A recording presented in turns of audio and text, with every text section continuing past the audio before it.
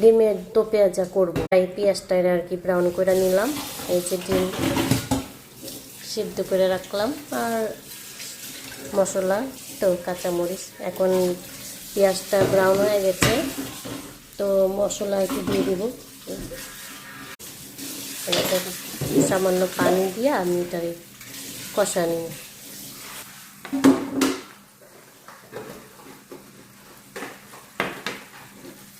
ভালো মতন কষামো যাতে গন্ধটা না থাকে মশলা। দিয়ে দিলাম টমেটো, দিয়ে দিলাম কয়েকটা কাঁচামরিচ,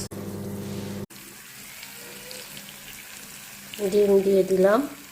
ডিমটাকে উল্টিয়ে দিচ্ছি, মশলার সাথে মিশিয়ে দিলাম। এখন দিয়ে দেব ধনিয়া পাতা কুচি। হয়ে গেল আমার ডিমের দো পেঁয়াজা। সবাই ভালো থাকবেন। আল্লাহ হাফেজ। আসসালামু আলাইকুম।